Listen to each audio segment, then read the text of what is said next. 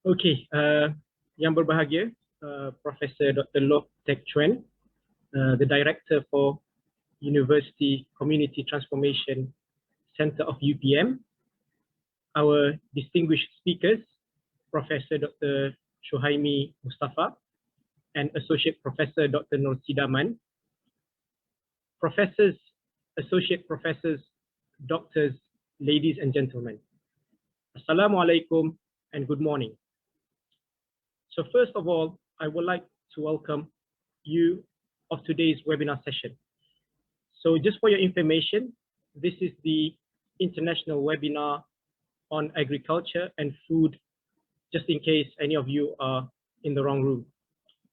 So I am aware that some of the participants are streaming live from outside Malaysia, such as Afghanistan, Indonesia, Brazil, Uganda, Philippines, Laos, and Nigeria.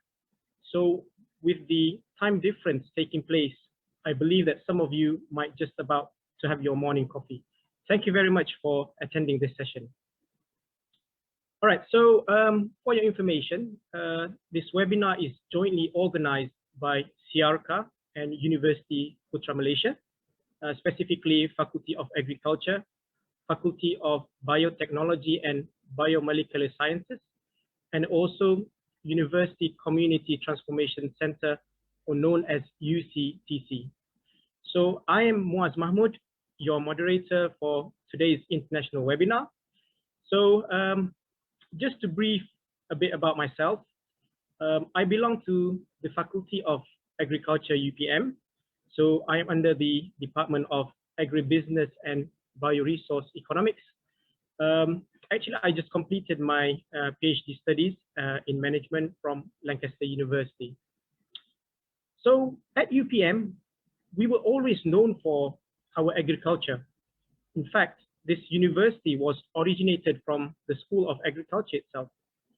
So until now, not only do we provide teaching, learning, and research activities, our interest is also towards reaching the community via extension. So for those who are interested to become entrepreneurs in the agricultural sector, we also do offer robust training and programs, which in collaboration with existing entrepreneurs in the sector. For micro matters, we have the Faculty of Biotechnology and Biomolecular Sciences, which is led by Professor Dr. Shuhaimi Mustafa. So he is in fact with us today as one of the presenters.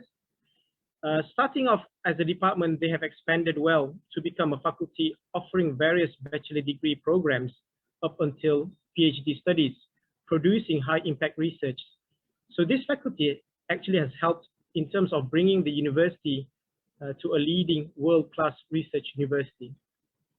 So not to forget UCTC, this is the Center for Community Transformation with an emphasis on agricultural development, strengthening of the agro-based industry and efficient management of biological resources, both at the national and international level, and also to propel the industry and community development programs. So without the existing of this center, the agricultural development agenda in UPM, at UPM level may not have been optimized. All right, so back to our main topic, food and agriculture. So together with us today are two experts in this domain. So they both come from different backgrounds. So this will be definitely something interesting, hearing their thoughts on this topic. So food and agriculture is actually closely related to us. Behind each plate of food we consume, there is an agricultural activity relating to it. Over the past years, the discussion in this area remains a hot topic debated in the academic journal as well as other published materials. So since the COVID-19 pandemic, questions have arisen whether the world has enough food to feed everybody. So in presence of pandemics or climate changes, food security is always at risk. So not only that, the safety of the food that we produce has also been questioned. Is it really safe? Just to think about it, we have been living in this world for so many years. Have we ever thought about the food we consume every single day? So in Malaysia, not only that, there's also awareness among Muslims to ensure that the food is not only halal, but also clean and healthy to be consumed. So much thought and research have been devoted in this area, especially Malaysia targeting to become one of the top halal hubs in the world. Anyway, these topics can be discussed extensively, but again, I'm not the presenter, so let's just leave this to the professionals, shall we? All right, just to run through our tentative today, we will start off with an opening speech by Professor Loh Teck Chuan, the director for UCTC UPM. So following that, the presentation will begin, where each speaker will conduct their respectful presentation for 30 minutes each. Subsequently, time will be provided for the presenters to answer questions provided by the participants. And last, to top it off, I will be wrapping up the whole session. All right, hence, without further ado, I would like to welcome Professor Loh to deliver the opening speech. Professor Loh, the floor is yours. Thank you. Thank you very much, Dr. Muaz. Salam sejahtera and good morning to all of you, especially our panelists, Professor Dr. Syaimi Mustafa, the Dean of Faculty of Biotechnology and Biomolecular Science, and Associate Professor Dr. Nosida Man, the Head of Department of Agriculture, Technology, Faculty of Agriculture, and of course, Dr. Muaz from our Faculty of Agriculture. I would like to take this opportunity to apologize, especially Prof. Hantua, who's supposed to officiate this talk. However, due to the last minute commitment, that's why he's not able to be with us. Anyhow, I would like to give a very short speech. It is a great pleasure, to welcome all of you to this talk, Extension Talk, Extend 9.0 on the International Webinar on Agriculture and Food. This special edition series collaborates with Southeast Asian Regional Center for Graduate Study and Research in Agriculture, SEARCA. On behalf of the university, I would like to express my sincere gratitude and appreciation to SEARCA for always being together to promote research and teaching and special funding in agriculture sector to the students and community. And in fact, I was told that we have about 220 participants registered for this talk, and the participants come from various countries in this world: Afghanistan, Brazil, Indonesia, Nigeria, Pakistan, Philippines, Uganda, Laos, and Malaysia as well. As we know, COVID-19 pandemic is a global health crisis that has a devastating impact on most sectors of the economy, particularly for the food and agriculture sector. These sectors are undergoing significant change in resource management, extension program on field and modern agriculture technology adoption. While the supply of food has held up well to date, in many countries, the measures to contain the spread of the virus are starting to disrupt the supply of agro-food products to markets and consumers, both within and across borders. Issues like these are suitable to be discussed strategically together with universities, agricultural development agencies, industry players, NGOs, and farmers to get the best approach to resolve any issues that arise during this pandemic. Digitalization is one of the greatest means of transforming the agricultural sector in the present era. It directs the virtual transformation of almost every component of our life today. The style of working, communication, building knowledge, getting in contact with extension agents, and doing business. We cannot ignore that the fact this new approach has its challenges and shortcomings, especially in the agriculture and food industry.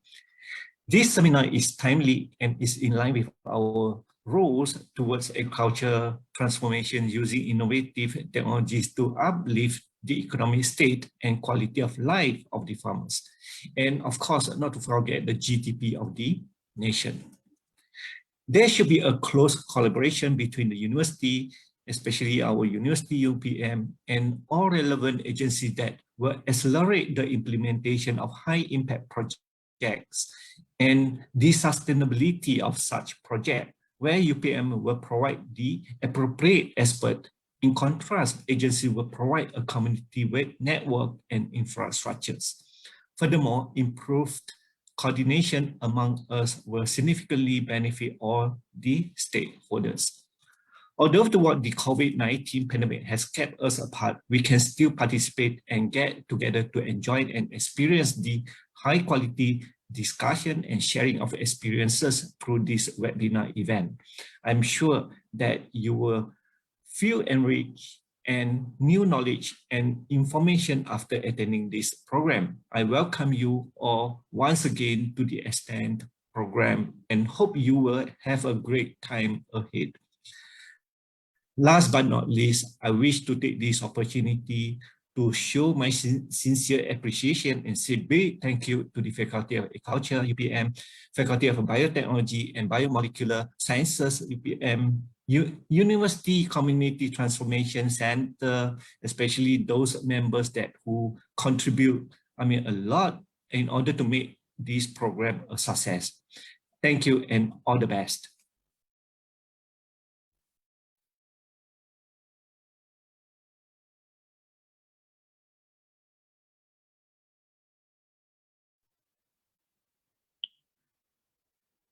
Thank you, Professor Loh, for the enlightening speech.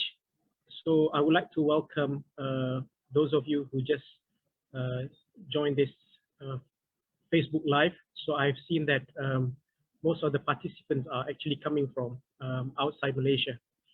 So thank you very, very much for joining us, and hope that you will stay until the end of the session. All right, so before we start the presentation session, let me introduce the speakers. So our first speaker, Associate Professor Dr. Nosida Aman. Assalamualaikum.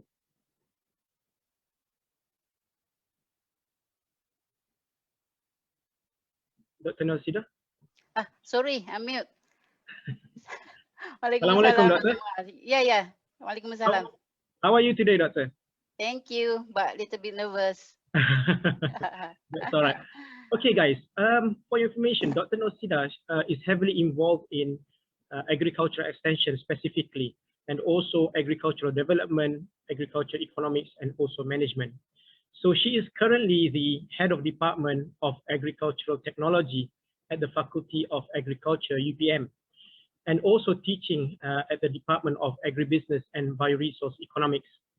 So she completed her studies back in 2003 from bachelor's degree until PhD, all from the Kagoshima University from Japan. So the courses that she currently teaches is farm management, agriculture extension, and agriculture cooperative management. She's also the author to more than 130 academic articles. So she is heavily involved in research activities where she has led more than 15 research projects and engaged in more than 30 research projects. So now we have all heard about our presenter's profile. Let's all now pay attention to her presentation. Dr. Nosida, the floor is yours now. Okay, thank you, our moderator, Dr. Muaz. Okay, let me share the screen first.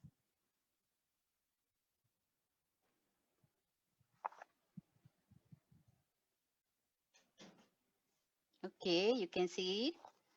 Okay, Assalamualaikum and good morning to all participants. Thank you very much for participating in this webinar. As introduced, I'm Dr. Nosida, a lecturer, researcher, and agriculture extensionist from Faculty of Agriculture, UPM. Actually, this program was held to fulfill the requirement from Southeast ASEAN Regional Center for Graduate Study and Research in Agriculture, SERCA, Many thanks to Serka for awarding me the professorial chair grant for 1 year, and I'm really appreciate it. Many thanks also to my beloved students, my precious friends and colleagues for spending your time to join me. Today I will deliver my lecture on the role of ICT-driven tools and technology to spread innovation for adaptation to climate change. I will try to complete my talk within 30 minutes. Hopefully, the content of lecture will pleasant to your ear and contribute benefit to all of you. So be with me until the end. Okay. This is a presentation outline: climate change impact, mitigation, adaptation, vulnerability, technologies and climate change, ICTs for agriculture, role of ICTs in agriculture, and conclusion. Okay, before I start, it's all about the climate change. Why I'm choosing this topic to share with you?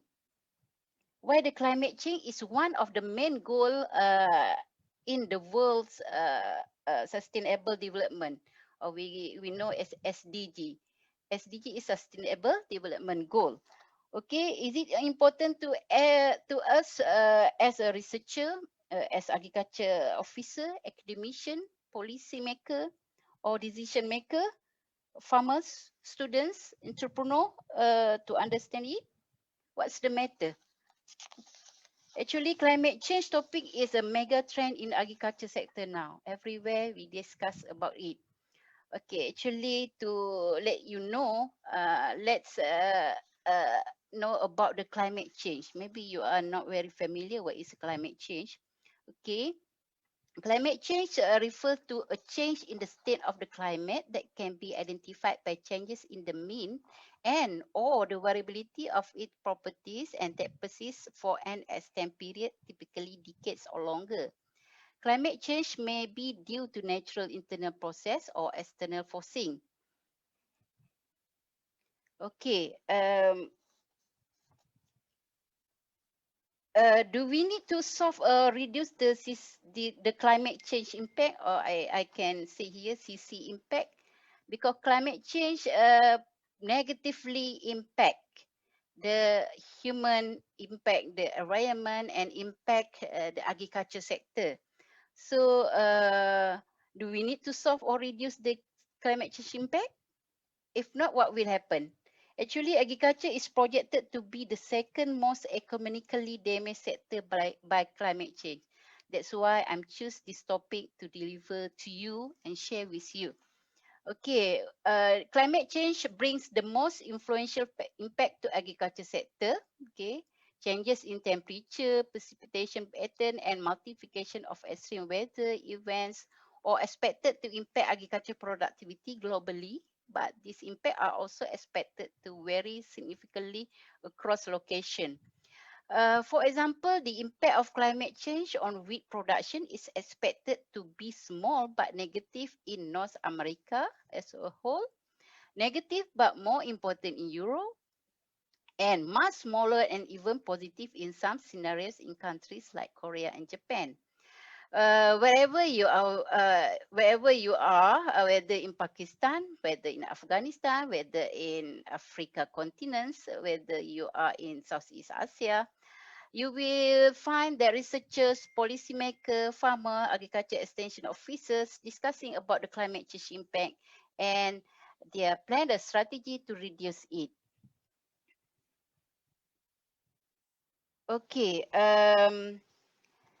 in this matter, we need to reduce and solve the climate change problem by two approach. Okay, there are two words that mean climate change mitigation and climate change adaptation. Do you know these two words? If you talk about the climate change, you must find these two words, mitigation and adaptation. What is this? Okay, mitigation first. Mitigation is reducing climate change, involve reducing the flow of heat trapping greenhouse gases into the atmosphere, either by reducing source of this gas, for example, the burning of fossil fuel for electricity, or enhance the sink that accumulates uh, the what's the things that, wait a minute, I want to, this one, I cannot see it. Oops, sorry.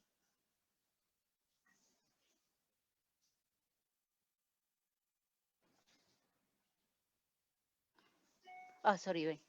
Okay, then to be more understand, climate change mitigation mean avoiding and reducing emission of heat trapping greenhouse gas into the atmosphere to prevent the planet from warming to be more extreme temperature.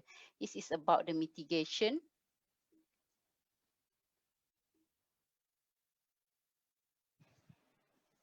Okay, how about the climate change adaptation? Okay, I always discuss about the adaptation. What is the adaptation is? Okay, adaptation is a process through which society make themselves better able to cope with uncertain future. Adapting to climate change entails taking the right measure to reduce the negative effect of climate change. Exploit the positive one by making the appropriate adjustment and changes. Okay, climate change adaptation means altering our behavior, system, and in some case, way of life to protect our family, our economies, and environment in which we live from the impact of climate change. Okay, mitigation action will take decades to affect rising temperature. So we must adapt now to the change that is already upon us and will continue to affect us in the foreseeable future. Okay, future vulnerability depend on not only on climate change but also on the type of development path that is pursued. Thus, adaptation should be implemented in the context of national and global sustainable development effort. Okay, in the explanations above, we found the word of vulnerability. Okay, what is the vulnerability? Vulnerability is an indication of people exposure to external risk, shock, stress, and their ability to cope with and recover from the resulting impact. Okay, vulnerability may differ seasonally or different time within people live. It also differ across group within community or individual with a household owing to their livelihood activities or social standing. The poor are often the most exposed to climate variability because where they live or their livelihood activities. That's why vulnerability is the main words also in climate change topics. Okay, I want to talk about the technology and climate change. Okay, the technology can help us to adapt and mitigate the climate change. How? Okay, in the coming decades, the development and effective diffusion of new agriculture practices and technology will largely shape how well farmers mitigate and adapt to climate change. We know that the technologies can help adaptation and mitigation to climate change. However, for developing countries where agriculture productivity remains low, poverty, vulnerability, and food insecurity remain high, and the direct effect of climate change are expected to be especially harsh, the newest technology should be suitable to be adopted to adapt with climate change. Okay, this lecture will focus on ICT and how the role of ICT helps us to adapt and mitigate the climate change. So what is the ICTs? ICTs is technology that provide access to information through communication. These include internet, wireless network, cell phone, and other communication mediums. ICTs have been a significant contributor to growth and socio-economic development in business sectors, countries and regions where they are well adopted and integrated. Nearly 40% of the global population has access to internet, and the bottom fifth of the poor, 7 out of 10 households have a mobile phone. Okay, and then the large adoption and integration of ICT has reduced information and transaction costs, improved service delivery, created new jobs, generated new revenue stream, and saved resource. Okay, In agriculture and food sector across the world, ICT company, multinational farm input business, large machinery manufacturers, also small and medium farm input suppliers provide a number of services to farmers through ICT, including extension advice. Downstream supermarkets and agriculture product buyers also engage in the food value chain through ICTs. ICTs have transformed how business people and governments work. With this, digital technology promote efficiency and inclusion. Many tasks can be carried out at low cost and many services can reach people that previously lacked access. Okay, we know the benefit of ICT. And what is the role of ICT for agriculture? How does it work? Actually, I don't want to explain more on this photo or on this image diagram. ICT for agriculture can be used for analyzing, improving, and helping. Okay, there are lists of that. Okay, I want to explain this, but later in the next parts, I will go detail. You can see this diagram depict about the role of ICTs in agriculture. Okay, there are 8 roles that mentioned here: agriculture extension and advisory service.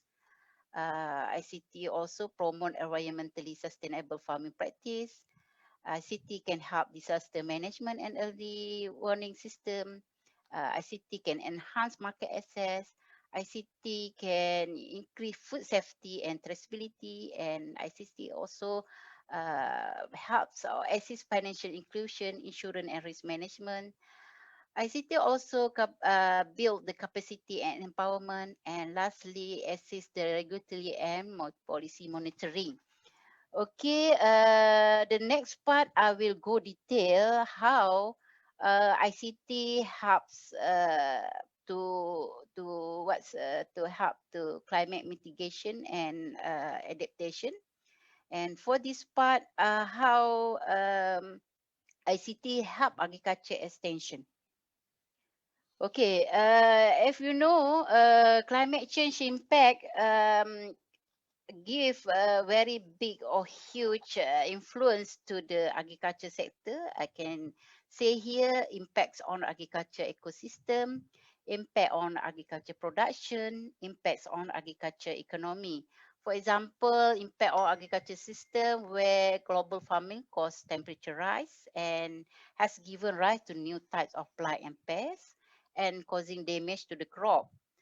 Climate change affect crop growth also, quality, harvest time and storage.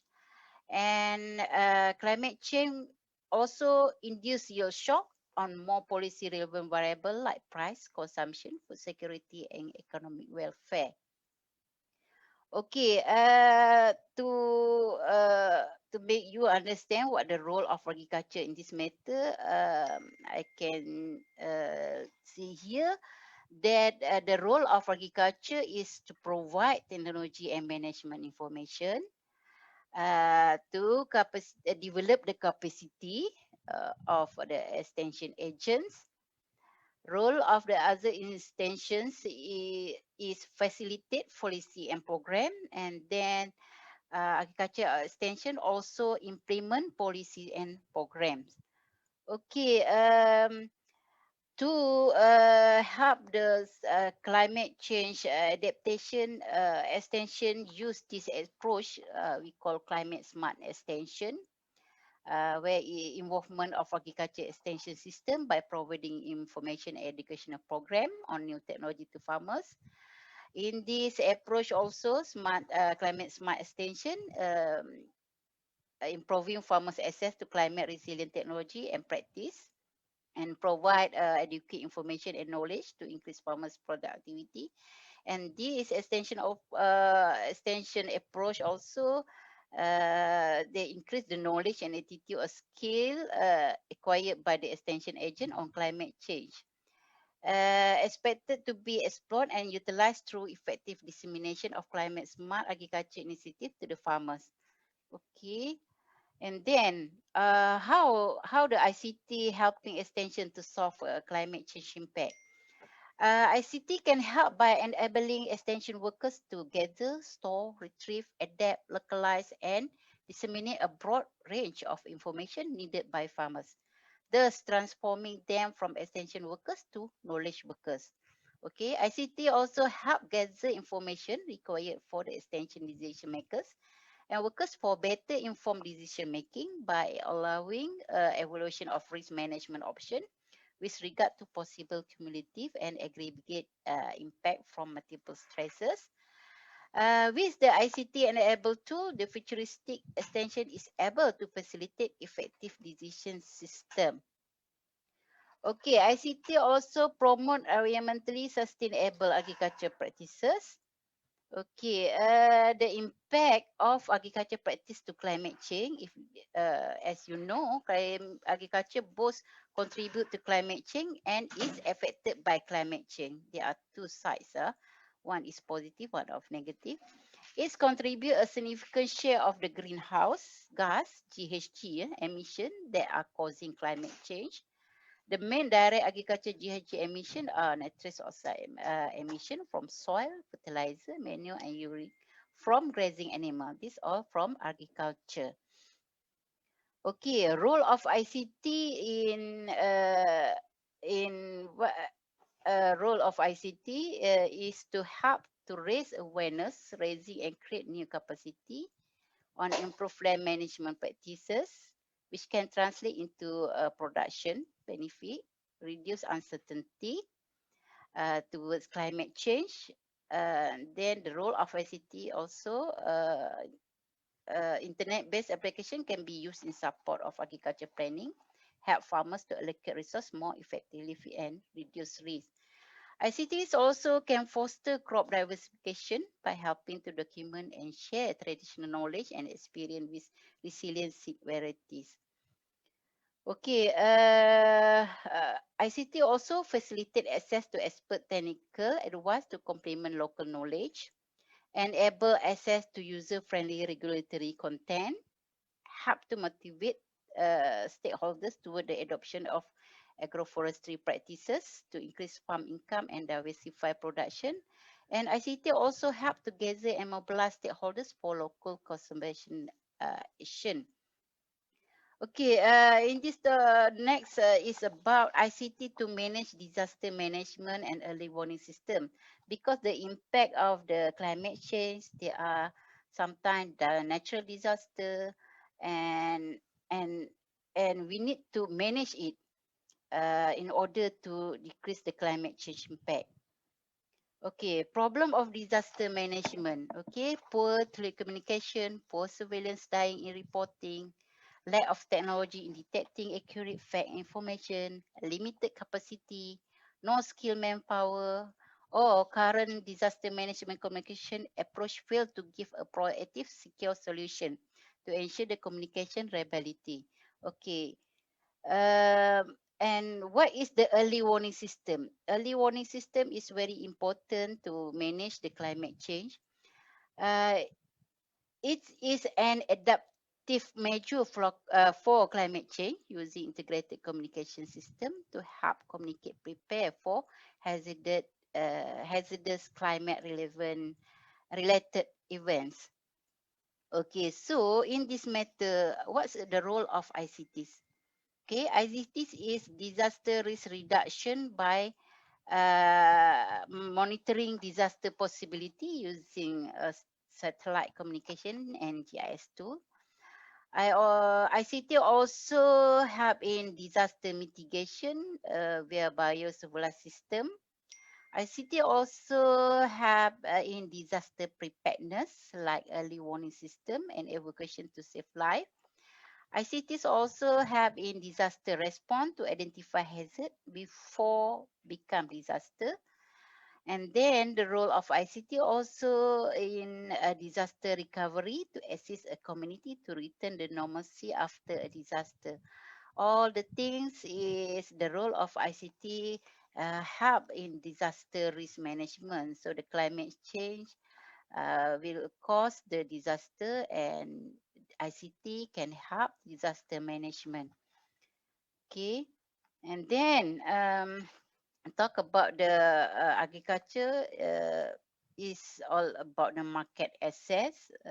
After produce the products, farmers want to market the products. So how ICT helps it?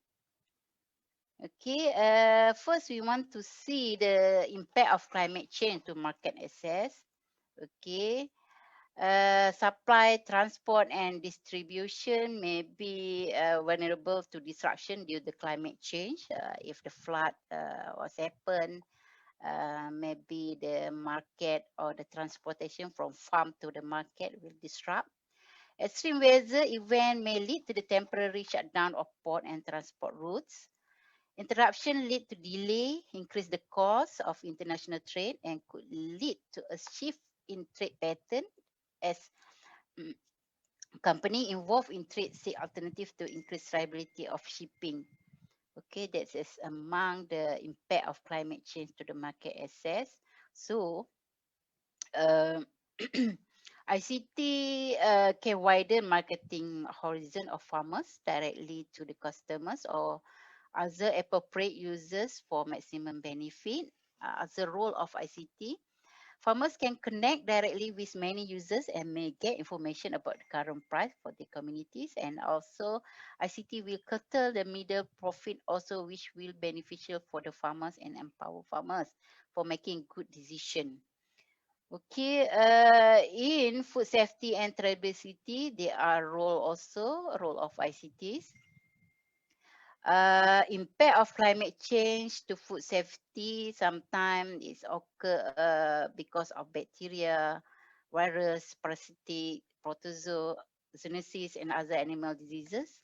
Also, toxigenic fungi and myxotoxin contamination, harmful algal blooms, and fishery product safety.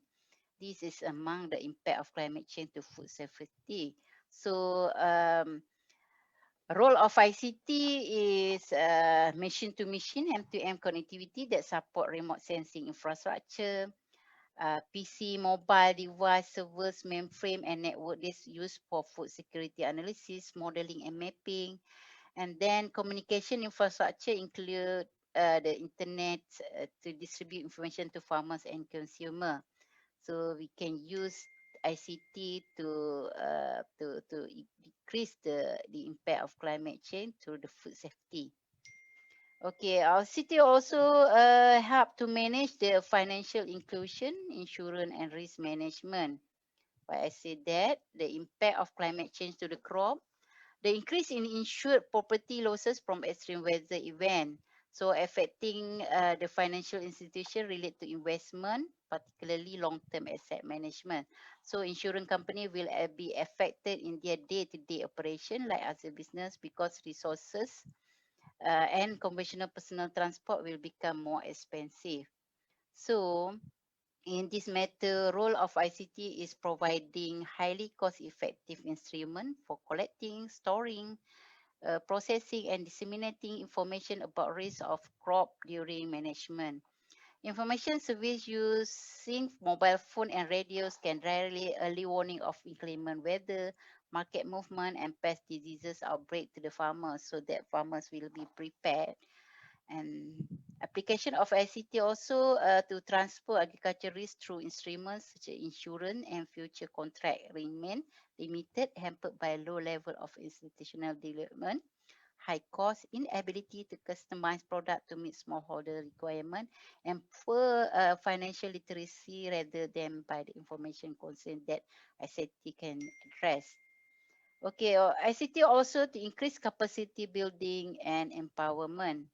Okay, affect farming livelihood by damaging harvest and lowering crop yield, thereby increasing poverty.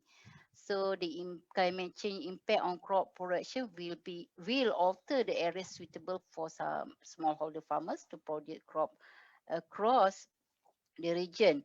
So climate change impact also forcing smallholder farmer to change their agriculture system to cope with or adapt to climate change impact. So here, role of ICT, ICT can help to build resilience among farmers because they are they're vulnerable to the climate change. So now we need to build the resilience among the farmers.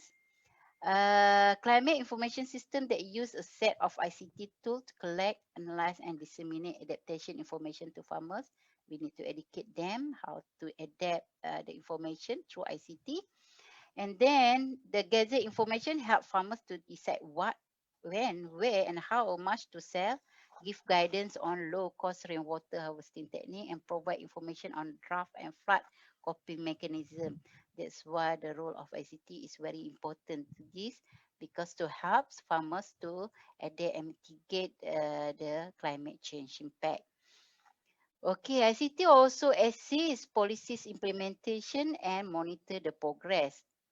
There are many policies toward climate change, policy to encourage adapted crop, policy on irrigation, crop and income loss risk management policy, disasters risk management policies. So the problem of policy implementation is lack of understanding or knowledge, then uncertainty about the risk, regulatory and institutional framework that are not strong and clear, limited local information on climate change impact, limited financial resource or adaptation, and legal uncertainty.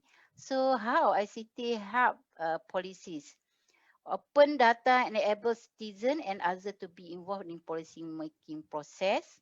Okay, through ICT, data can be used by anybody to analyze the data and make a suggestion for policy improvement. Open data can be analyzed and result can be used to make informed argument for embracing, rejecting, and proposing new policy. Creation of transparency, openness, and variety in public value if we use ICT, and openness and blurring boundaries between public and government. There are the roles of ICTs in policy monitoring and progress. So in this matter, we need to diffuse of innovation through ICT to adapt the climate change impact. So we need to innovate the climate smart agriculture. What is climate smart agriculture? Climate smart innovation is to improve productivity for rural community. The importance of finance in scaling up climate smart innovation, using social network as an innovative platform for the livelihood of farmers, upscaling agriculture platform as a way to help climate resilient and smallholder farming, breaking socio-economic barrier and forming relation amongst multitude of stakeholders. So we need to diffuse our innovation through ICTs to help the farmers and communities. This is a framework of society support CSA implementation. Maybe you are familiar about CSA, Climate Smart Agriculture. Okay, there are application of ICT for climate change adaptation. I don't want to read it or to explain it, but to summarize it, application of ICT can have a main step of every adaptation process. One is observation, two is analyzing and planning, three is implementation and management, capacity building, and monitoring and evaluation. Okay, if we have this farm, the future farm, small and smart is very good in the next future to adapt with the climate change. We use ICT, we use IoT, we use the technologies of communication to make sure our agriculture is resilient to the climate change. Okay, to come to the conclusion, FAO estimate that if the present production and consumption rates continue, agriculture production should increase 60% by 2050 to meet the needs of food of world population. So to achieve food security and agriculture development goal with adaptation to climate change will be required to lower emission intensity per output. Improve food protection by moderate climate change, sustainably use the natural resource, use all product more competently, have less inconsistency and great consistency in their output. More fruitful and more flexible agriculture require a most important change in the way of use of land, water, soil nutrition, and genetic resources management by climate smart agriculture techniques. Okay, the core challenge of the climate change adaptation and mitigation in agriculture is to produce more food more efficiently under more volatile production condition and with net reduction in GHG emission from food production and marketing. It's very core challenges that need to be faced by the climate change adaptation and mitigation. So in this era of digital technology, not only extension personnel, but also farmers are naturally getting interest and attention to use ICT in agriculture sector. Is it due to the fact that they already use ICT for social interaction in various form? However, farmers are not well informed and equipped with the benefit hidden in the ICT, which can harness for keeping them informed about weather forecasts, about agriculture best practices, about innovation in agriculture sector, and many more. So whereas ICT are getting attention of various development sector in various countries, as these are very convenient, speedy, and resourceful. However, digital-based agriculture sector is less focused due to the lack awareness and knowledge about its potential role in the management of climate change risk. Although farmers have been receiving information on the use of ICT from extension agent exclusively for climate change through ICTs, extension agent need building their knowledge capacity and climate change risk management. Okay, not only farmers to increase their capacity, but also extension agent, extension worker, extension officer need to build their knowledge capacity also toward the climate change.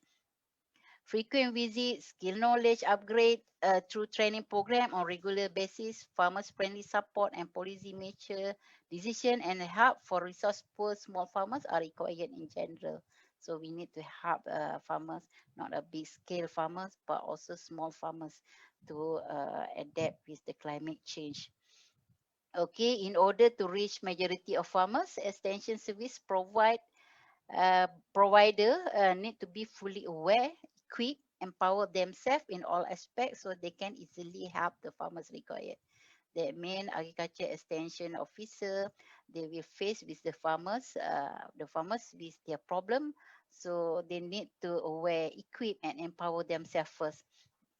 Additionally, there is a need to allocate more funds. Okay, talking about the climate change adaptation mitigation, we need a fund.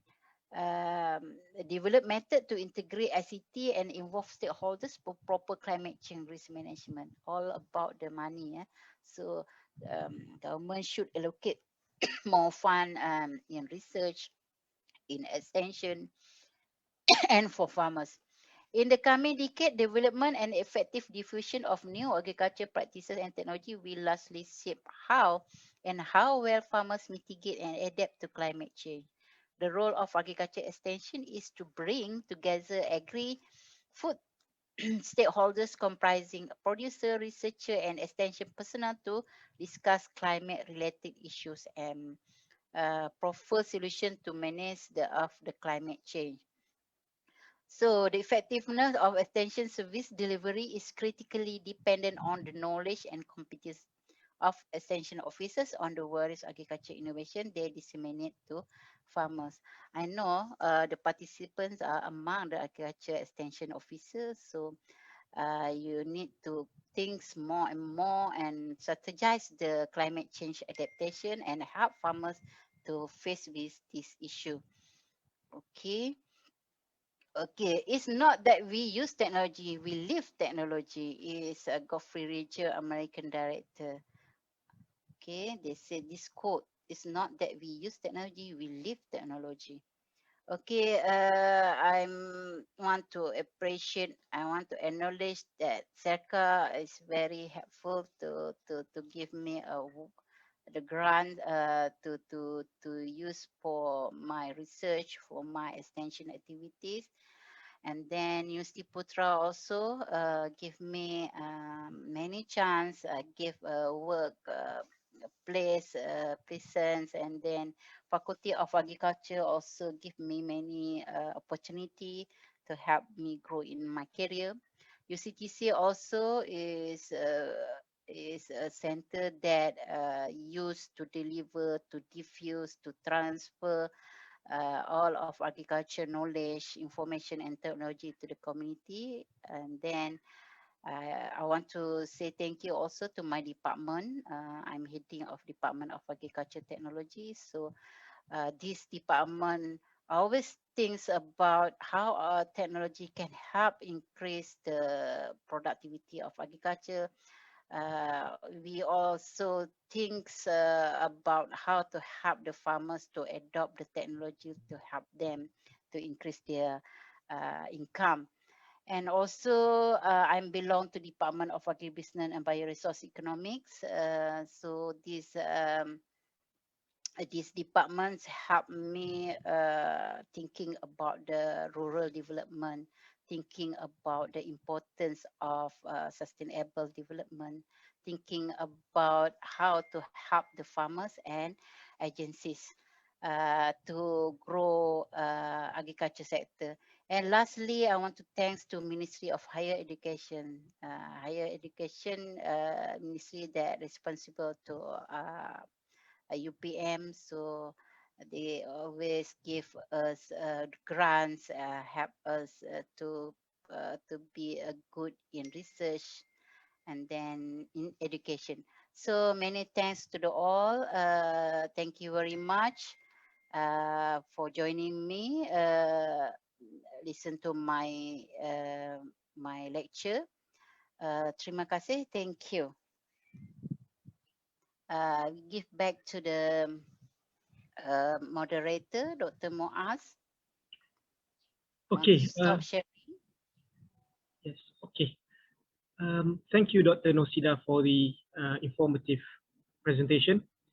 With so many new knowledge to digest, I know that some of you are eager to ask questions from her, but let's keep it to the end of the session. I can see new participants joining us. I would like to give a warm welcome to those who just joined our webinar session. All right, so just a quick announcement for participants who have not yet registered. Please find the link at the comment section on this page, on the Facebook page. So you are required to register to get your certificate. So now, without wasting more time, I would like to introduce the second presenter, Professor Dr. Suhaimi Mustafa. Professor, Assalamualaikum. Waalaikumsalam. How are you doing today, Prof? Alhamdulillah, Dr. Muaz. All right, Prof. Okay, so just a brief about Professor Suhaimi. So he is a professor of food microbiology and biotechnology from the Faculty of Biotechnology and Biomolecular Sciences, UPM. He received his PhD in food biotechnology in 2003 from Universiti Putra, Malaysia. So Professor Suhaimi teaches several courses on basic and applied food microbiology, as well as halal science and philosophy to undergraduate and postgraduate students. So he is a passionate researcher in the area of food biotechnology, halal food authentication and innovation. He's the author or co-author to more than 200 papers in international referred journals and more than 100 conference contributions. So his dedication in halal product research lends him an important role as the director of Halal Product Research Institute, Universiti Putra, Malaysia since 2018 until 2020. Currently, he is the Dean of Faculty of Biotechnology and Biomolecular Sciences, UPM. So without further ado, I would like to call Professor Suhaimi to deliver his presentation. The floor is yours, Prof. Thank you, Dr. Muaz. Allow me to share my slide first.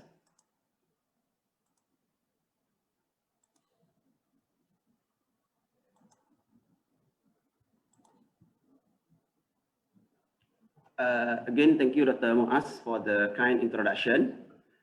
Bismillahirrahmanirrahim. Assalamualaikum warahmatullahi taala wabarakatuh, and very good morning to all participants. Thank you to UCTC, UPM, for organizing this webinar in collaboration with CIRCA Philippines.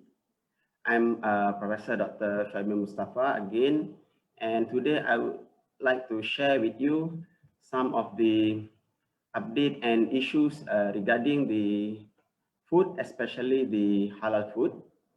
And the specific topic for my presentation this morning is rapid DNA-based analytical technique to verify the authenticity of halal food product. As we all know that food aspect is very diverse, yeah, right from the upstream processes until the downstream processes. But what I would like to share with you is a very specific topic on halal food. So this is the content of my presentation this morning. First, I will be talking about the concept of halal and thayyiban in food industry, followed by some of the current issues in halal food. The third is on the rapid DNA-based halal food analysis, and lastly, the conclusion. Muslims are compulsory to consume only halal and thayyiban food, except for under certain circumstances. Halal and thayyiban food is also good for non-Muslim, and halal can be defined as permissible by Sharia law, and thayyib is good and wholesome in terms of the quality, safety, nutrient, and purity of the food. Whereas the opposite of halal is haram, which means prohibited by Sharia law. As we all know that food plays important role in our daily activity, daily life. Without food, we cannot survive. Because of that, food is one of the most traded items in the world. And for halal food, it makes up about 60% of the halal industry, which includes the primary meat, milk, grain, and processed food. And the global market of these halal foods is very huge, and it was valued at about US dollar 1.9 trillion in 2020. So from there you can see that the market is very big, and this market mostly to cater the need of about 2 billion Muslim population. And as I told you just now, that this halal market is actually also good for non-Muslim. Therefore, if we consider both aspects or both requirement, demand from Muslim and non-Muslim, the value could be triple of this 1.9 trillion, because the world population now is estimated about 7 billion. So you can imagine the big market of this halal product.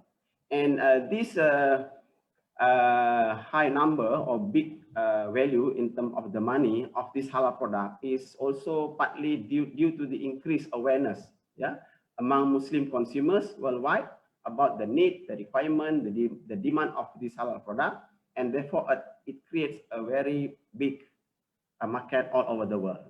And for the country, halal food is also very important, because this halal food can be marketed domestically as well as overseas, and it creates a new source of economy for the country, not just for Malaysia but also for all over the world. And most of the halal food traded has the halal logo. As we all know that this halal logo is very important, especially to allow us to recognize the halal status of the product very quickly. However, we have to also realize that there are many other food being traded, being served, without any halal logo. So the question is, how are we going to determine whether those food are fit for Muslim consumption or not? So in order to answer those questions, we have to ask ourselves about, the food in terms of what is the type of the food, what are the ingredients being used in the production of the food, and then how the food being produced, how the food being manufactured, how the food being packed, how the food being delivered, and so on. Yeah, and also we have to ask where the food being produced. Yeah, for example, if you have aquaculture, so where the aquaculture being activity being conducted, what are the feed being given to the aquaculture, and so on, also must be known to the Muslim as well as to anybody that would like to produce halal food. Therefore, in order to answer all those questions, we really need a strong understanding about the concept of halal thayyiban, yeah, which is available actually in many references. And these are some of the things or some of the items that Muslim cannot consume. Yeah. So we have here in the list pork or pork byproduct, and then we have animals that were dead prior to slaughtering, animal not slaughtered properly or not slaughtered in the name of Allah, blood and blood byproduct, alcoholic beverages, carnivorous animals, bird of prey, land animal without external ears. Yeah. So actually you can find more detail about what can or cannot be consumed by Muslim in this document, MS 1500 2019 Halal Food General Requirement 3rd edition or 3rd revision. Yeah. So next, I would like to share with you current issues that pertaining to halal food in Malaysia as well as overseas. Yeah, and I divided the issues into 4 categories here, 5 categories here.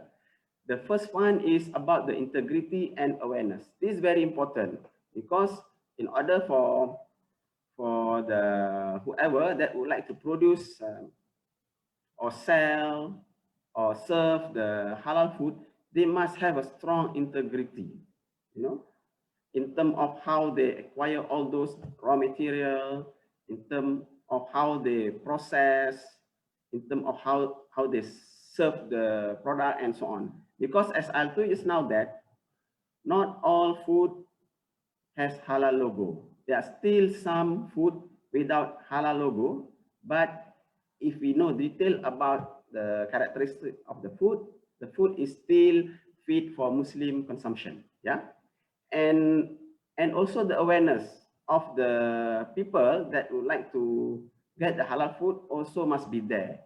They must have the awareness, they must have the knowledge, and they must have the will to acquire only halal food, especially for Muslim.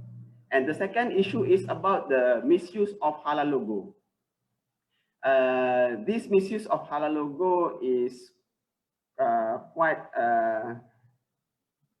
have a significant impact to the industry as well as to the consumer, because many people are aware that the demand, the need of halal food, and they want to produce halal food. But the problem is they are not ready to go through the process, to go through the steps to apply for halal certification, to get the detail of the ingredients, processes of the product, and so on. So they are not ready yet to go through that process, but they want to produce halal food. That's why sometimes, these people will just stamp the halal mark on the product without going through the proper process. And the third issue is about the use of doubtful ingredient. There are number of doubtful ingredients, being marketed that we really didn't know the source of those ingredients. So we have to really make sure that all those ingredients are known of their origin, processes, and so on before we use it in our food production. Yeah. And the fourth issue is about the new source of raw material. That one was discovered from time to time by the scientists all over the world or industry all over the world of this new source of raw material, and this raw material has always need to be checked with the standard regulation whether they are really permissible raw material ingredient or not. If the raw material is not permissible, then this raw material can be used to produce halal food. And the last issue is about the animal feed. Even though the animal is not required to consume the halal feed, but there are issues. For example, if we have the feed containing the non-permissible element, that non-permissible element might be in contact with the Muslim handlers. So we have to be careful with that also, because in Islam we have a concept of cleaning ourselves before we go for prayer and so on, and we have a process of how to clean ourselves if we are in contact with this item and so on. So if you are not aware of that thing that you are in contact with, then your maybe prayer might not be accepted, and it's just wasting your time. Okay. Next, I would like to share with you the real issues that was happening currently around the globe. Some in Malaysia and some in overseas. For example, here only recently, I think below 3 years ago, for example, this issue arose in 2018 about the snack factory using unauthorized halal logo. So we are not sure why this is happening, but maybe, as I told you just now in my previous slide, the reason, maybe they know the potential, they know the demand of halal product, but they are not ready yet to go through the process. That's why they simply stamp the halal logo on their product. That is the problem, one issue.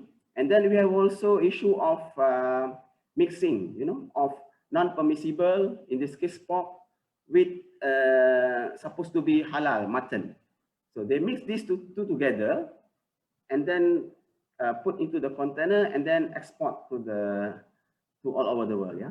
So the issue is there might be a cross-contamination of these pork materials, onto the mutton, or the vice versa. So when this happens, it will cause panic and will actually affect the industry, as a whole. That's why we have to really be careful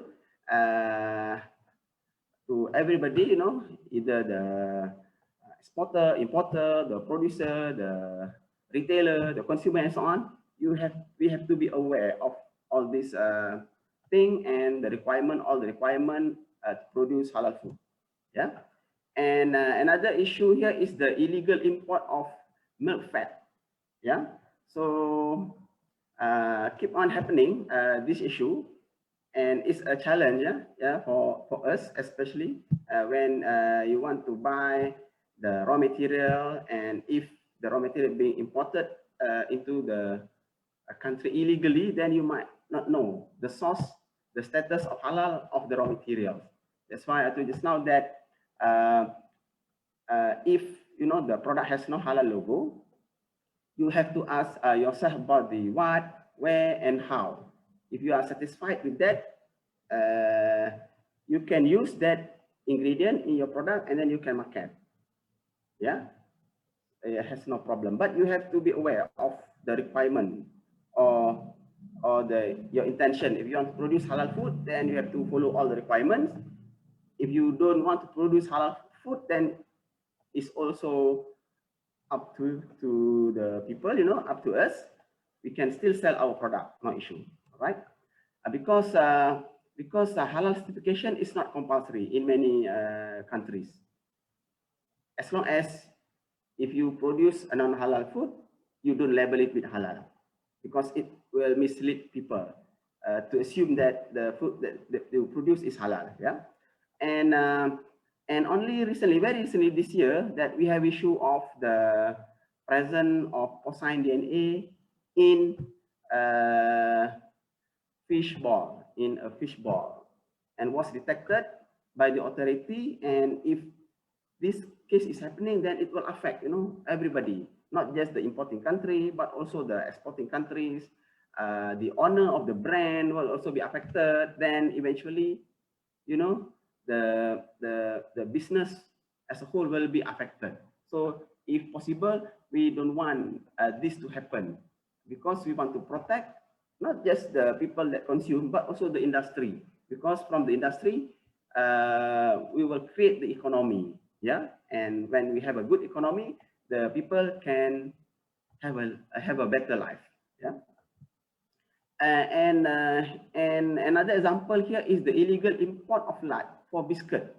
So this is another very critical issue, yeah, happening, where lard was imported and specifically used for biscuit. Then when this biscuit being sold, then it might reach broad spectrum of customers of various background and custom, religion, and so on, and it will have a problem, and everybody will have a problem because of this issue. Yeah. And the next issue is about the new raw material, raw ingredient that being developed from time to time. And in this case is the raw material ingredient extracted from pig blood. And from this article, we know that there are a lot of pig blood, about 60,000 tons produced from one country. And they have the intention to convert this pig blood into food ingredients, because this blood contains very high amount of protein of a high quality. So these are the things that we have to be aware of in the future, yeah, when we talk about the halal food especially. And also the doubtful ingredient. We have this doubtful ingredient from time to time being used in the production of food and beverages. For example, in this case, even though the product is just an instant coffee, it's very simple product, instant coffee. Everybody drink instant coffee, yeah. But when you look at the ingredients, shows that it contains collagen.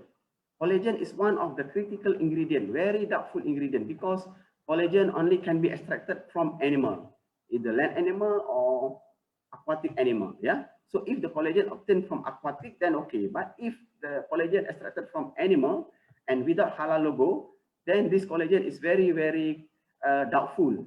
And for Muslim, if you have a doubtful thing, the best way is to avoid it. Yeah, because if you don't avoid, you might, accidentally or unintentionally consume those non-permissible ingredients. Yeah. And also the animal feed, we have issue with the animal feed, even though the animal is not compulsory to eat halal, but the human that handle the feed might be contaminated and they have problem, especially when they want to go for prayer and so on. Yeah, because there is a product, cat food label with pork liver clearly. So then if they label it very clearly in the product, it's okay. Just that the consumer need to really check the packaging and then see whether the packaging contain any doubtful ingredient or not. And in this case, the product is clearly labeled with pork. Then you have to handle it very carefully. Yeah. And our religious authority always advise us to always check when you have this product, even though with halal logo or not with halal logo, we have to always check. Yeah. And in order to check, you must have the knowledge. Without the knowledge, you cannot make a decision or make a correct decision. And next, I will go to the technical part of my presentation, which is on the rapid DNA-based analytical technique. I will just go very quickly about this technique and some of the findings from this technique. For example, here we have actually divided the technique into 4 groups. First is the real-time PCR that can be used to detect the presence of animal species within less than 3 hours. And then we have LAMP technique, yeah. And then we have this gold nanoparticle technique. Both can be used also to detect the presence of animal species less than 3 hours.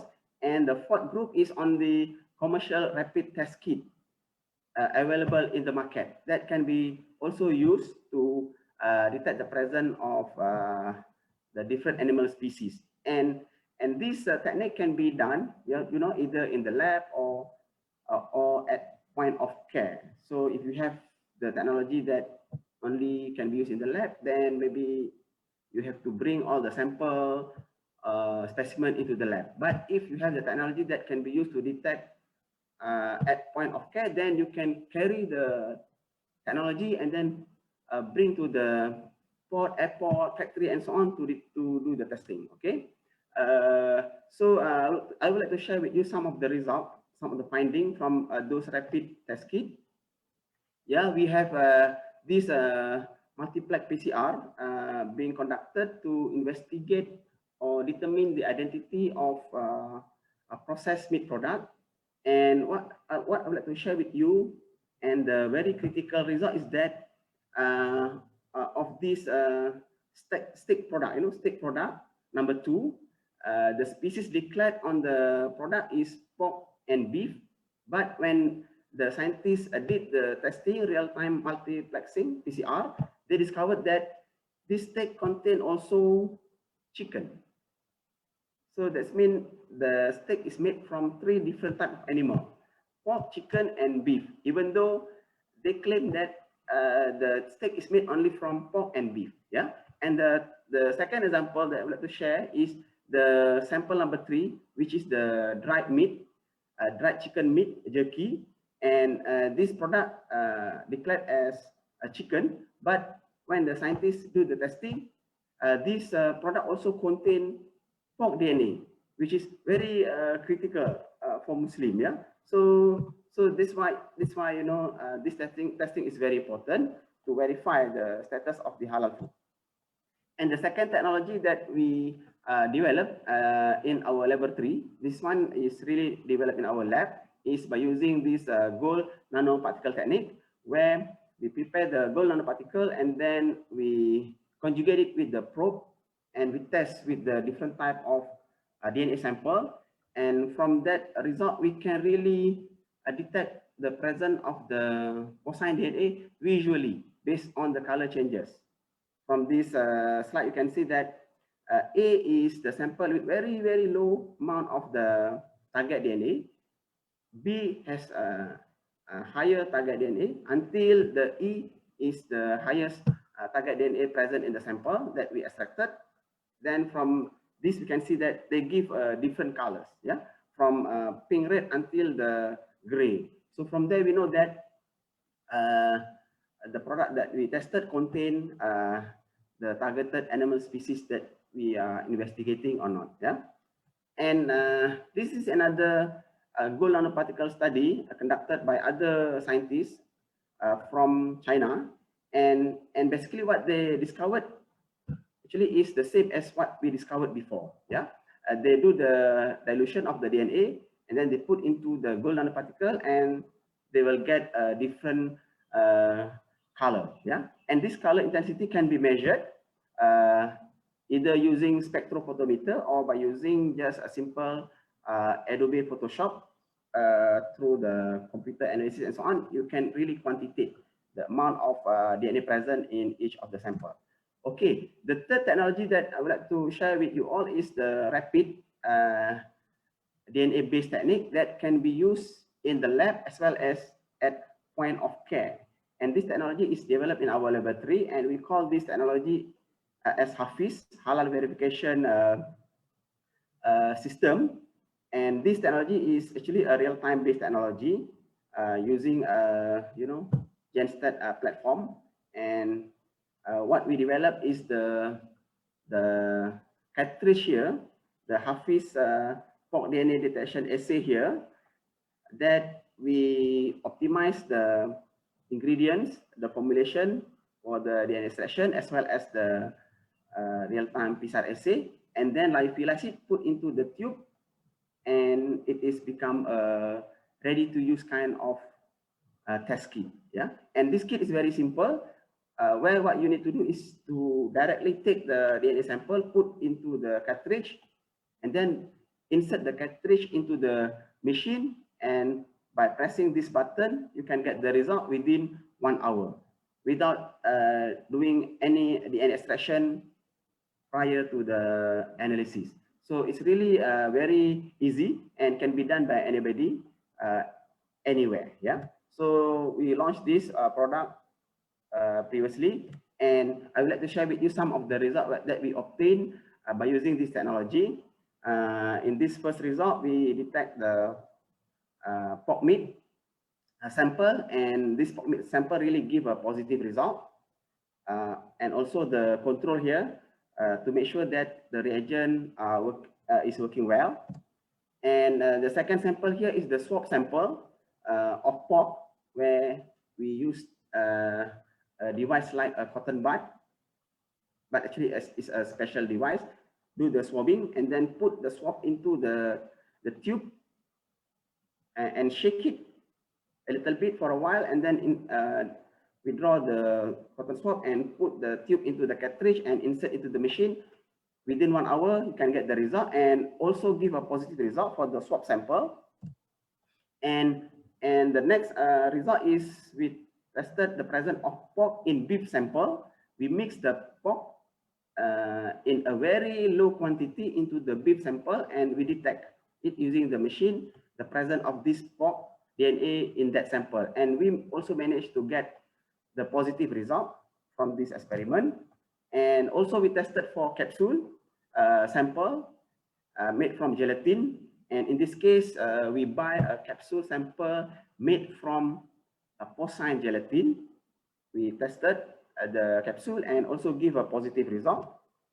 And after that, we take halal gelatin. We bought the halal gelatin labeled with halal. And when we tested, it gives a negative result, which is a good indication that the halal gelatin is really halal, because it gives a negative result. And we also tested local, halal label food. We buy a meat-based halal label food, and we tested and give us a negative result. And again, it's a very good result.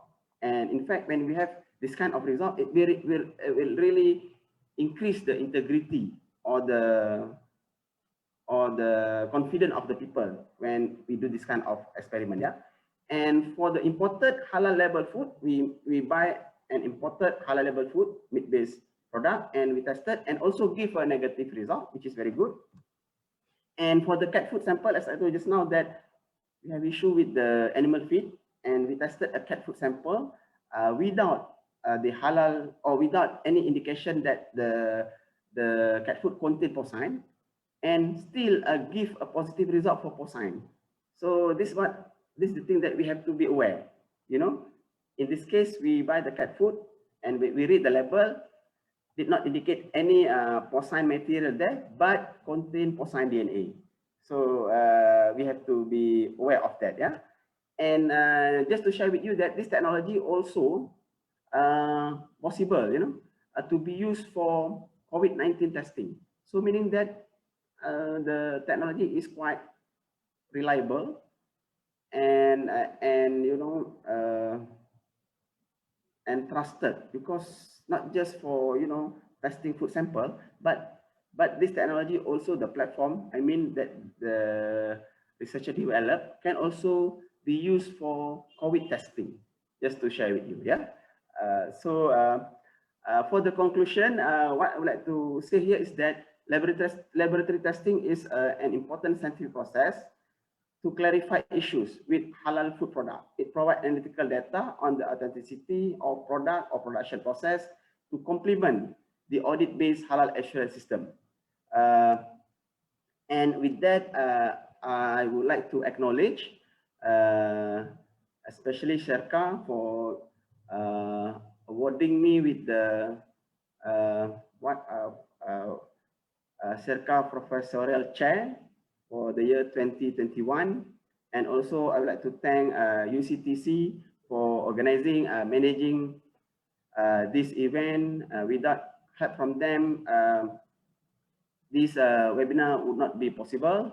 And then to Faculty of Agriculture, Halal Product Research Institute, and also my faculty of Biotechnology and Biomedical Sciences for providing a lot of things, especially in terms of the facility and infrastructures for me to do the research.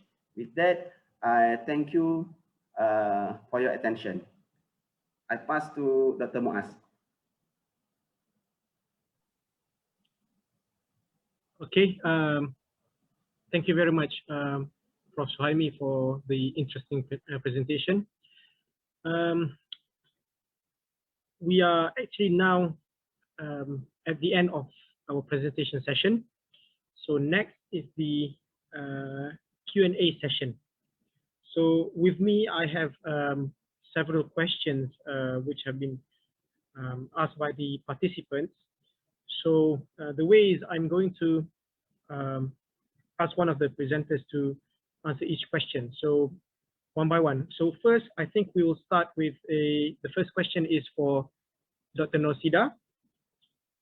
So the question reads, in countries that severely lack modern interventions and ICT programs, how can they mitigate or reduce effects of climate change?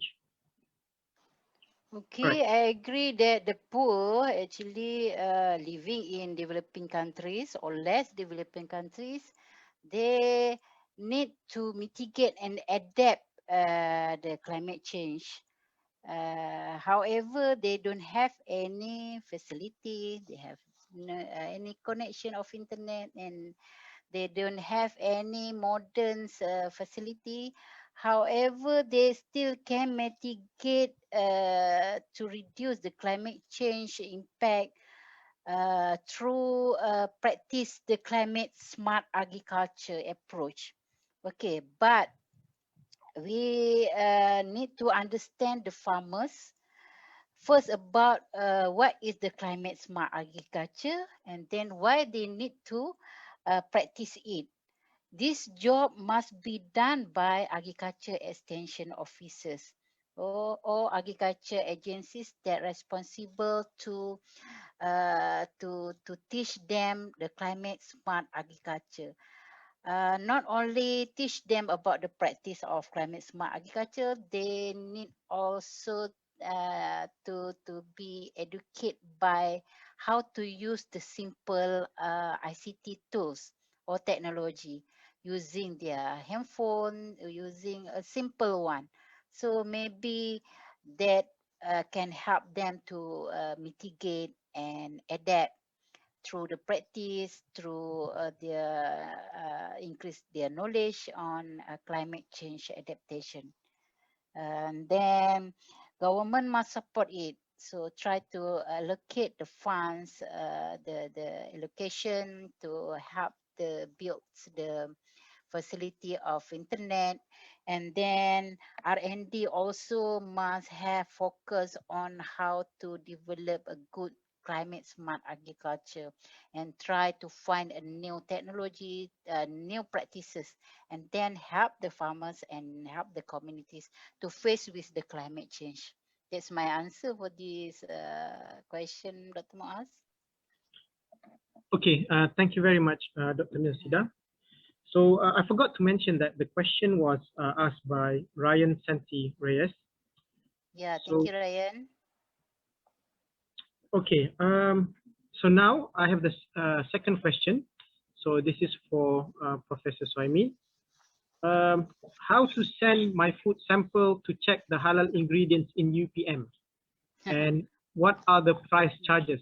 How much is it? Okay, thank you, Dr. Muaz, and also thank you for the person who asked the question. Actually, you can send the sample to Halal Product Research Institute, and the charge varies depending on the type of test but normally around 100 to 300 ringgit lah per sample. All right. Okay.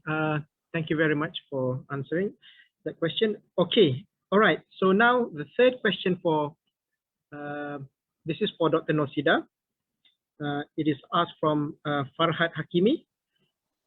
Is ICT in agricultural extension feasible in enhancing marketing standard for Malaysian market? Okay, sure. ICT can help something about the market access. If you know, in COVID pandemic period, market was disrupted, isn't it? From farms to the consumer. However, ICT helps the farmers, help the consumer to find their food. Okay, so through ICT, agriculture products can be sold through online. So the online platform through ICT helps a lot. Until now, under MCO, many online online shop. So we can order everything through online, then get our food. So ICT have provide or offer us many chance, not only to the customer, but also to the farmers. Farmers can sell everything if they have a good ICT knowledge and have a good tools and technology. So that's why will help market access of everybody to the agriculture products. Okay, Dr. Nusida, hang on for a bit. There's another follow-up question regarding relating to ICT. This is asked from Ahmad Fikri Muhammad Samsudin. So the question is, what are the challenges in advancing the role of ICTs in Malaysian agriculture?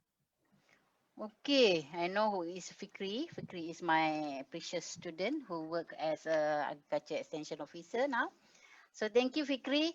Actually, the challenges is not how to apply the ICT knowledge in agriculture, but the basic thing if we need to think is whether the internet connection is good or not.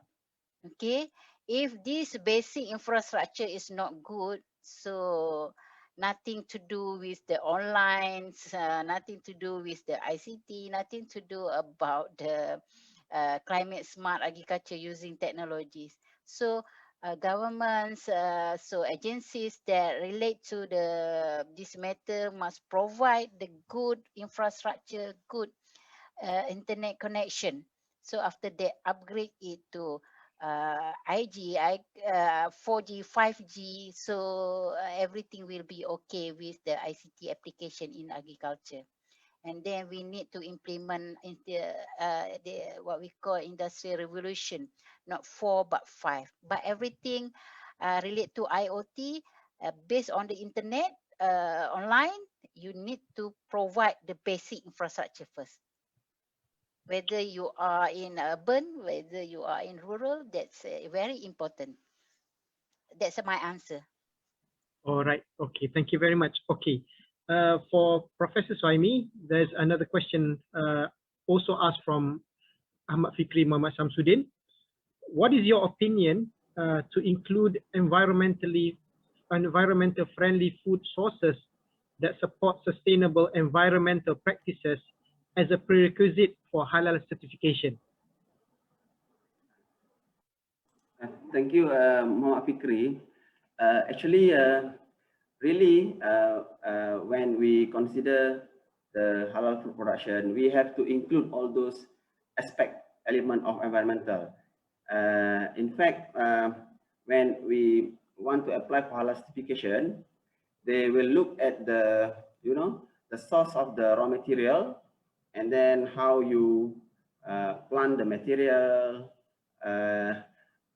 Are those process following the requirement by the Ministry of Agriculture, environment issue, and so on, need to be included, because when we apply for halal certificate, the process will not just look at the halal aspect, but also the applicant must comply with some other or whatever, you know, regulation imposed by the different ministries and so on.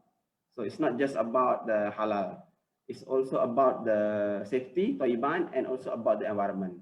Yeah, it will be included. Yeah, and in fact, it's already included in the system when we apply for halal certification. Yeah. All right. Thank you very much for the answer. So, okay, another question for Dr. Nosida from Neo Jasmine. So, what is the current state of awareness on climate change adoption among farmers or people in Malaysia? Okay, climate change awareness is still low among the general people. Okay, but however, who works in agriculture sector as a farmers, as a fisherman, or what's agriculture extension workers, so they are aware about the climate change because they need to face it every day.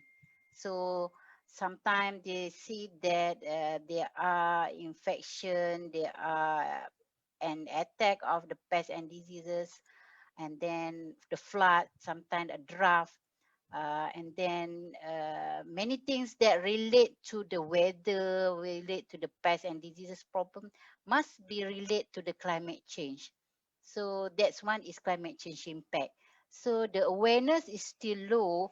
So our job is we need to understand understand or educate the farmers and then give them information, try to explain to them why they need to adapt the climate change so that the awareness can be increased. If not, yeah, it's not only the farmers, the government need to educate the general people, the citizens of Malaysia, the importance of the climate change adaptation and mitigation and how to reduce it, not to try to destroy it, and help agriculture to face with the climate change impact.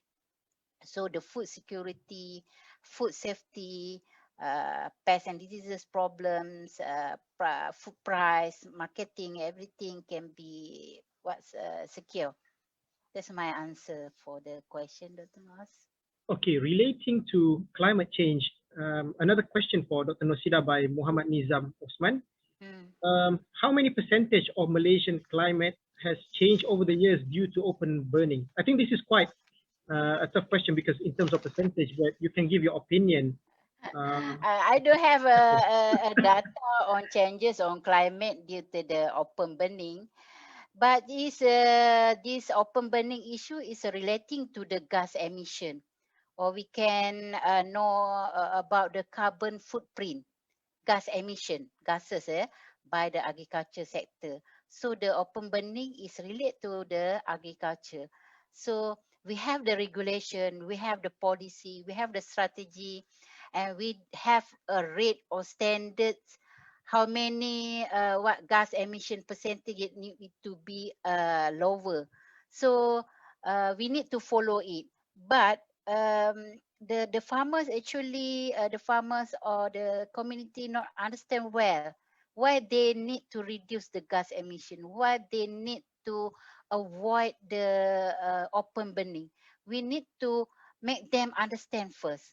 Before that, the extension officers, extension workers, policy makers must understand first why and what is the gas emission, what is carbon footprint, so they can understand it and try to understand it, and then they will avoid the open burning.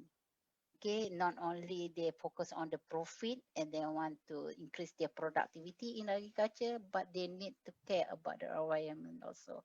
So we need to educate our community about the reducing of carbon footprints by agriculture. Okay, that's my answer, Dr. Maaz. Okay, all right. Okay, the next question is for Professor Sohaimi.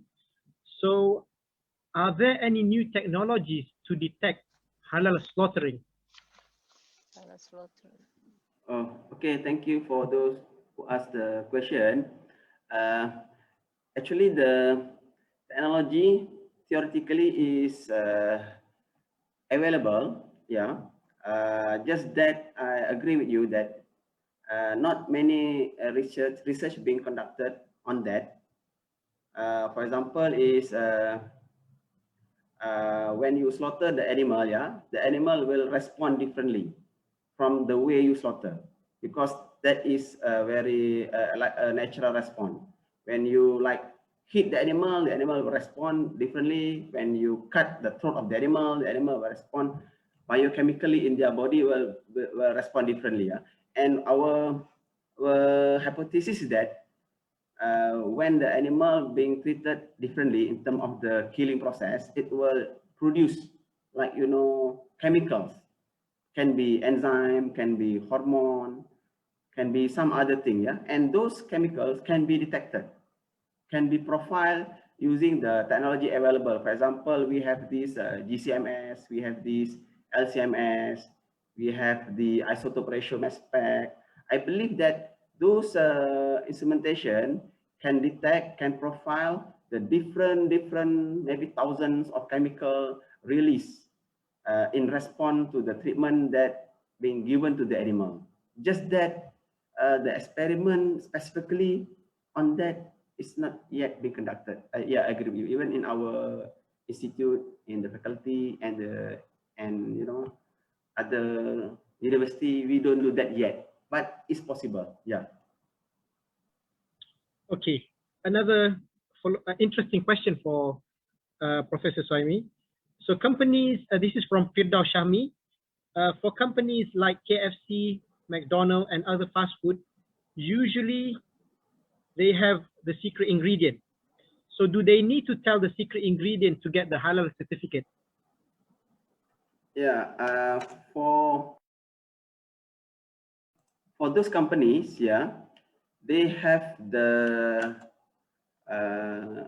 halal committee, yeah, and this halal committee will check all the ingredients, and they will do the interview, in-house interview to their suppliers of the ingredient raw materials, and if they convince with that interview session, they will approve for the halal application, because that raw materials in specific ingredient, they cannot declare or disclose the content or the substance. Yeah, what they do is they will interview the supplier, and that Sharia panel will interview the supplier, and if the panel satisfied, then they will give the certificate.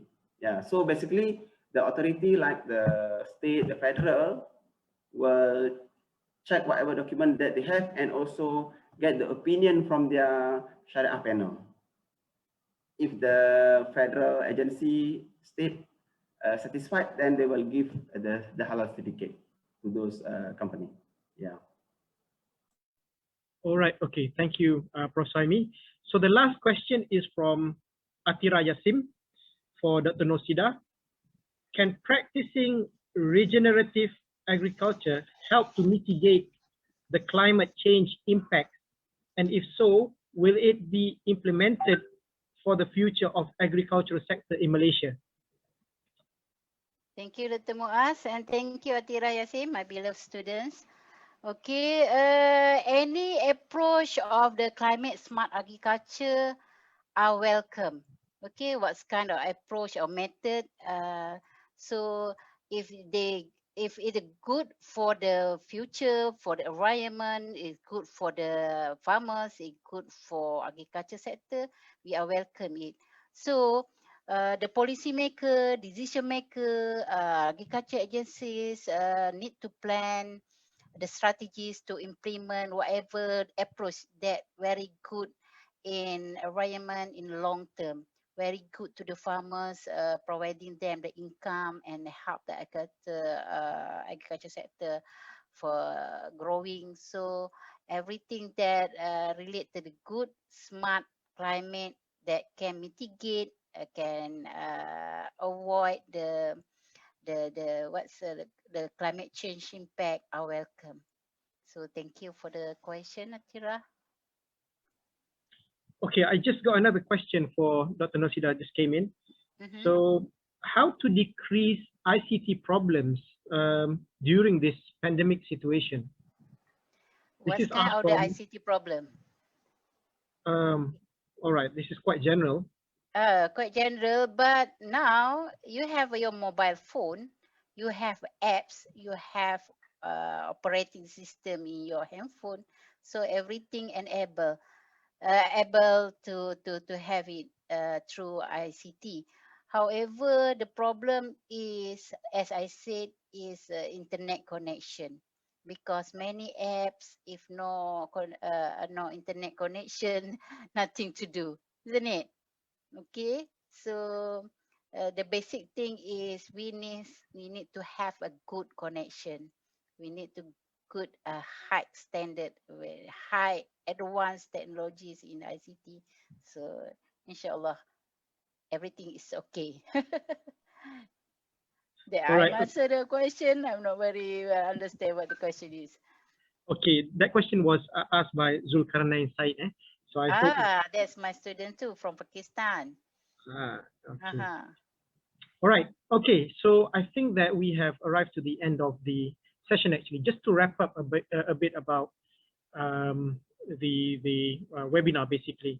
So we can conclude that both presenters have highlighted the issues that we are facing in the agricultural sector. From what is known, people are more aware. In Professor Suhaimi's speech, we noticed that through human awareness as well as technological advancement, we can now monitor food that is not only halal, or not, but at the same time tayyib or good. So besides that, people nowadays are also more ready. They are more educated and knowledgeable about climate change. Climate change is real and it will keep on happening. Our major task now is to ensure that we adapt with it and reduce exposure to these risks, especially among the vulnerables. At the same time, we must all do our part to the environment. This requires a collective effort. So Dr. Nosida mentioned change the way of life. So we all know that the Industrial Revolution way of life promotes development after development. So however, with so many negative impacts, we should now also learn how to protect our planet at the same time. So ladies and gentlemen, finally we have come to the end of our webinar. I hope that all of you have learned something. We want to thank to both our presenters, Professor Suhaimi and Dr. Nosida, for the informative and interesting talk. And to the audience, thank you for staying with us.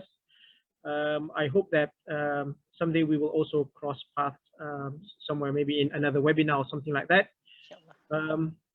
If that's all, thank you very much, and Assalamu alaikum. Welcome. Thank you, Dr. Muaz, and thank you all participants. Thank you very much. Yeah, thank you to all participants. Hope the webinar will benefit all of us. Thank you. Yeah, sorry for the inconveniences of the presentation. Okay, thank you. Thank you. See you guys. Yeah, bye-bye.